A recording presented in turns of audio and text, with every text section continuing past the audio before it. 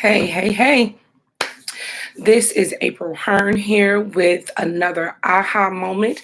Aha is April Hearn Activates. And today, as you can see in the topic, my title is Let Me Be Transparent. Let me be transparent. This is probably going to be one of the most rawest, realist um, aha moments that you'll get. I am transparent in all that I do, but today's session is filled with emotion, and that is because God did not allow me the time to process what I'm going through or what I'm feeling. Normally, I'm able to sit with the thing and pray over it and pray my way through it, find it in scripture, and then I bring it. But God said, not today. God did not allow me that time. As soon as I realized what I was going through and I began to feel the emotions behind all of that, I heard God say, right now, share this with my people because somebody is going to need this message in the realness of it, in the rawness of it. So here I am. Let me be transparent. And what all this thrives from is I was laying in bed. Today has been a really weird week for me. It's been really weird because I'm processing a lot of death right now. I lost a student. He wasn't my student, but he attended the school that I work at, and he's a part of my youth community mentorship program that I do in my community. And he was murdered, and I'm processing that. That happened last week. Then this week, my kid's father lost a very close friend, and we all are very close to him, but he's been more closer to him in the past 6, 10 years than I have had the opportunity to be.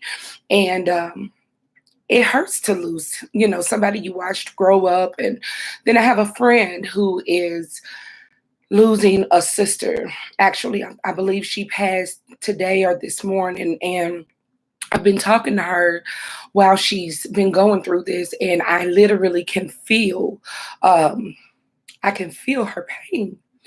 I can feel the mourning that she is going through. And so it's bothering me. And my home is normally the place that I go to shut everything out. I got some glitter on my head. It's normally the place that I go to get my peace. I lay in my bed and I relax. I sit on my porch and I listen to the birds and I watch, the clouds move in the sky. It's just my place of peace. But now I have to work from home. I have to teach my son from home. Um, and what I found is it's very hard to stay motivated when this is my place of natural relaxation. This is where I meditate. This is my euphoria. This is where I go.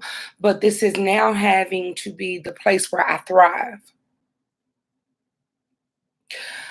That would probably sound normal to a lot of you all with the way that I present myself because I love to thrive in all atmospheres. But this week has been so heavy on me, having to force myself to thrive, having to keep myself motivated.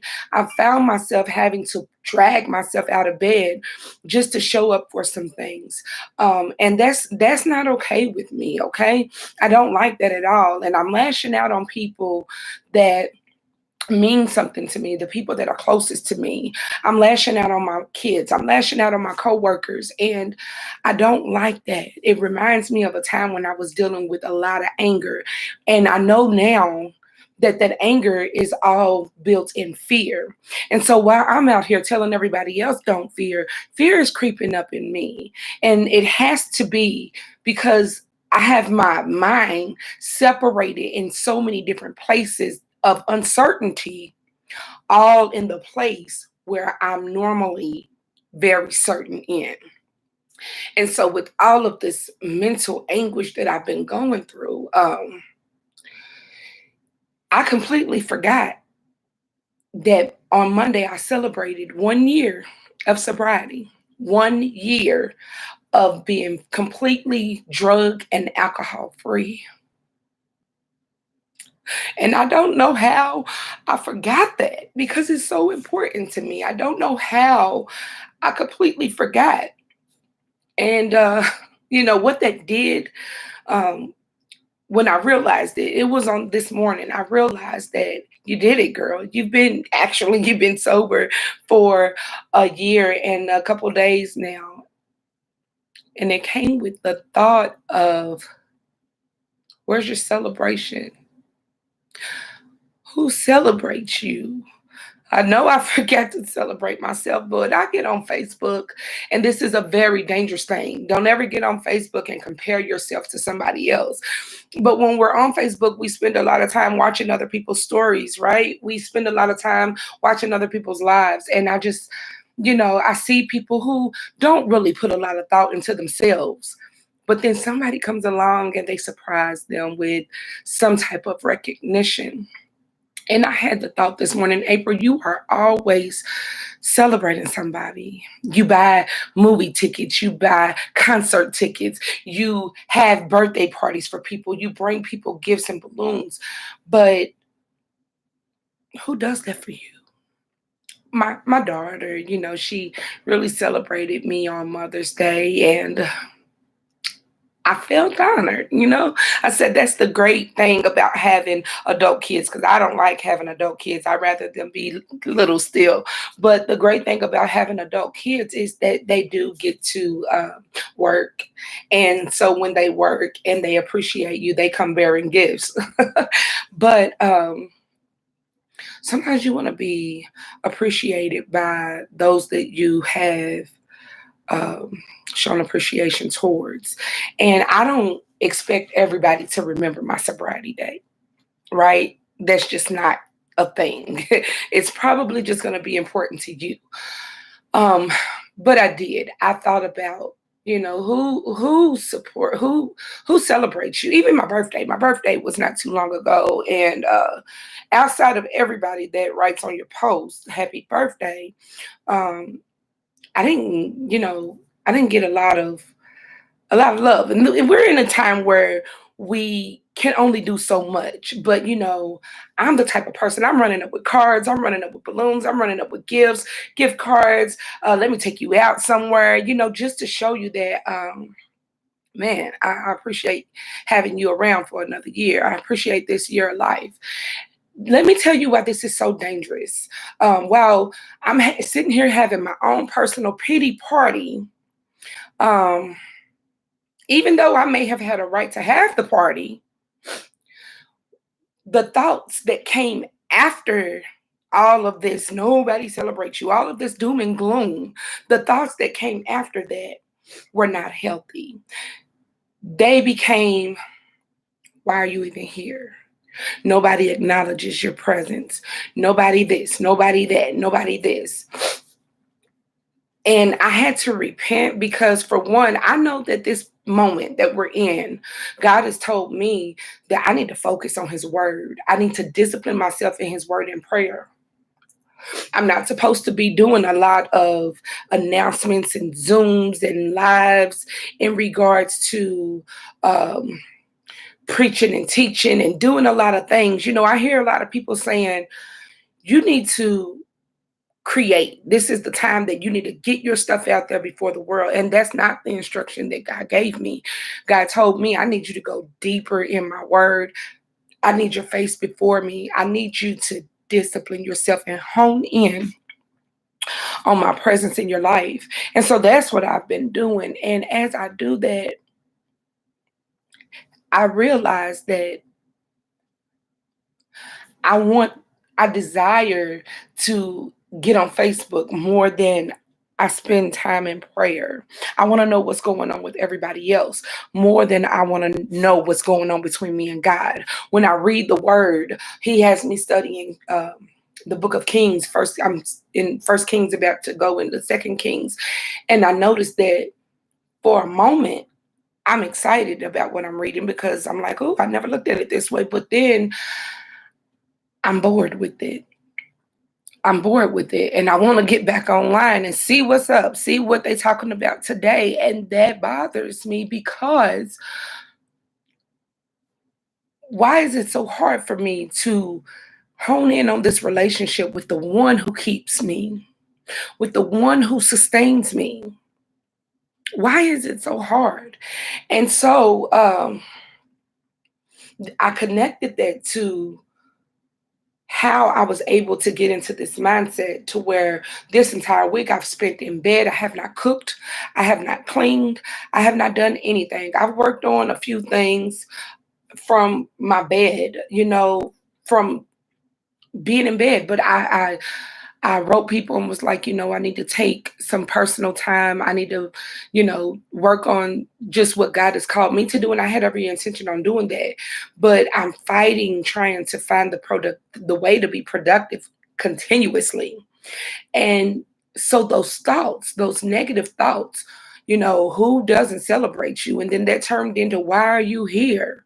And, that turned into, I'm trying to remain positive and I'm saying things to myself like, well, God, I thank you for my life because I could be on the Second Street Bridge. I could be one of those that's just, ready to end it all and jump in. And this is when I knew that I was in an unhealthy space. I spent about 5 minutes, and I'm really trying to hold it together right now. I spent about 5 minutes visualizing parking on uh, the bridge or even walking on the bridge and jumping off. I was able to see it in my head, and I wasn't afraid at the jumping part. It didn't scare me because all I could see was the peace that was on the other side once I pass over and I'm in heaven. That's all I could see. Let me tell you why the enemy is all in that. That is a spirit of suicide. That is a spirit of suicide, y'all. I cannot be the one who determines when my end my time is up. I can't be the one. That does not lie in my hands. And so I had to check myself, and I had to check myself with God. And the reason I had to do that is because I knew that my thoughts were now not being produced from a godly place. And that is when I reminded myself of Philippians, I believe it's Philippians 4 and 8 or Philippians 8. And it tells us what we should think on. It tells us the things that we should continually keep our mind on. And I got them wrote down and they're posted up on my wall, but I never knew why it was so important. But when the Bible gives us instruction and the Bible tells us to do a thing, we need to pay attention to that. And here is why. The things that God tells us to think on leaves no room for the enemy to come in and plant these thoughts in your head. So I never would have gotten from one place in my pity party where it started out with a simple, where's your people at? Why they ain't celebrating you? And I gave myself the okay to think that. I told myself, well, it's a fact. They're not around. So I made it okay for me to have that pity party, right? And then from that, I went to not wanting to be in existence, okay, wanting to end my life. When you think on these things that God has given us, there's no room for that. And this is why. The first thing that he says is think on what is true. Let me ask the question. Is it true what I'm saying? Am I really surrounded by people who do not celebrate me? Absolutely not. The people that I have in my life, they love me. They celebrate me continually. It may not be the way that I celebrate people. It may not be as dramatic as I make things, but I do have people that celebrate me and they do it in their own way. The next thing God tells us is to think on what is noble. So that has to do with our character.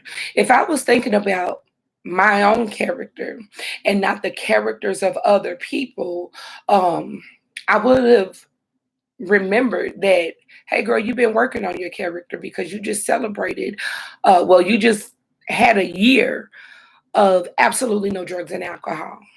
Absolutely nothing.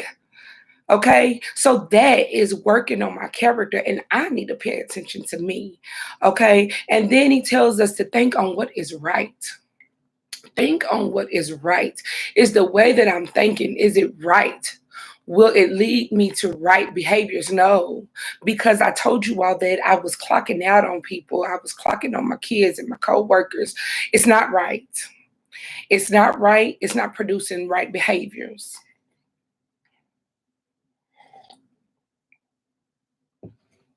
Then God tells us to think on what is pure.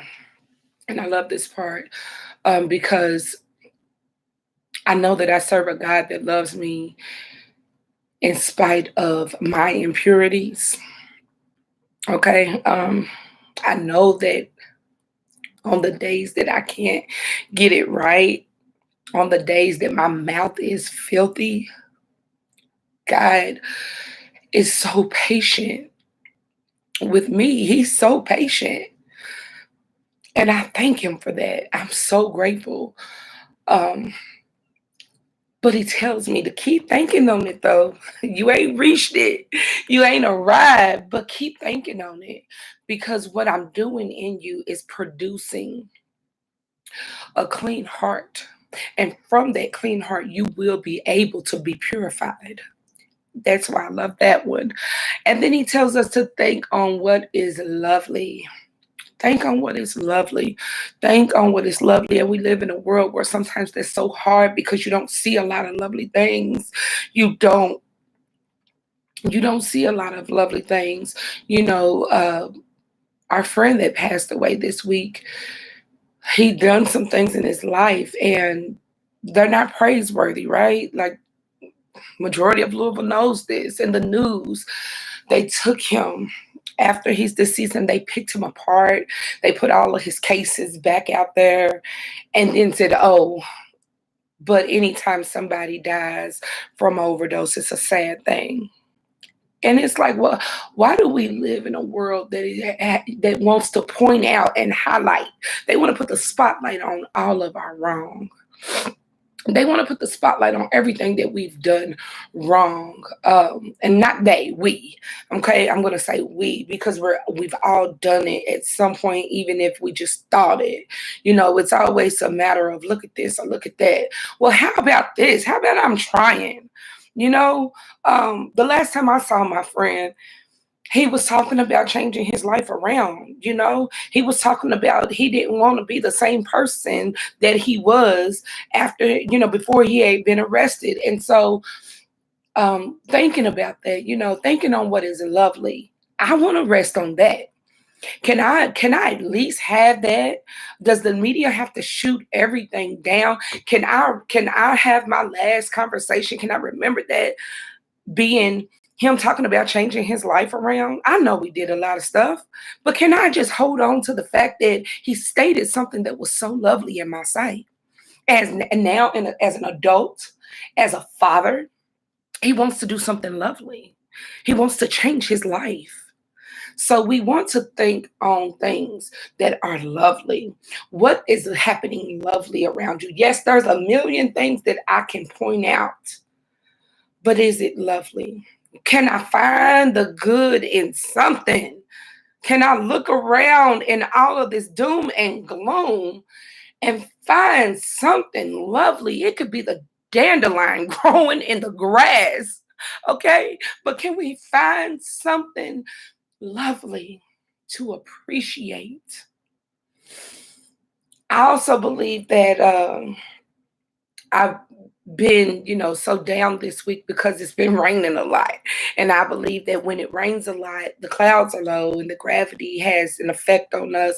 And, I don't really have no facts to prove that, but that's just what I think. But in the dark clouds and in the rain, I was able to walk outside on my porch and I have this tomato plant that's growing. And I was able to say, God, thank you, because I got tomatoes on my vine. I got tomatoes growing, and it's probably because of all of this rain.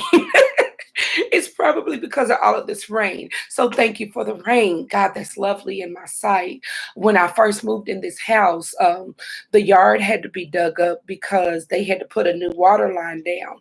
And I'm all about my yard being nice. I'm the neighbor that has the landscaping, the plants on the porch. I like to keep my grass nice. And so when I pay my deposit and my rent, the grass was nice, the yard was nice. But then after we moved in, they had to do that, and it had to be done because our water source wasn't good. And I was so angry about that. So this early spring, in April, I went and got grass seed and I put it on the ground. And I noticed that because it has rained so much, that I can't even go out there and see where that spot was. And it was a huge spot. And I can't even go out there and see it now. And that has been because of the rain working with those seeds in the soil. So although it's dark and it's cloudy and I can't go out for my walk, I could find something lovely in it. I could find something that pleased my heart. And that right there is that's God, in the midst of the doom and gloom. Then he tells us to think on what is admirable. Think on what is admirable. And when we think on what is admirable, a lot of times we think about people. Um, but what I want us to think, what I want you to walk away from this video with, is when you think on what is admirable, do it in a way where you include yourself.